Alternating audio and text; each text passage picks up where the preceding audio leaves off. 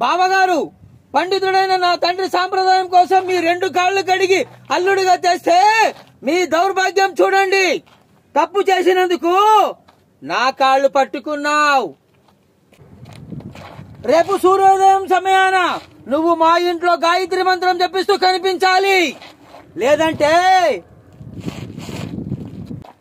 ఒక్క షణ్ముఖమే కాదు, తప్పు చేసిన సర్పంచ్, తప్పించుకున్న లాయర్, తప్పుడు దారులు దొక్కిన ఇన్స్పెక్టర్ నీ బిడ్డపై పడ్డ నింద నిందేనని, నిజం కాదని చెప్పడానికి వచ్చాను.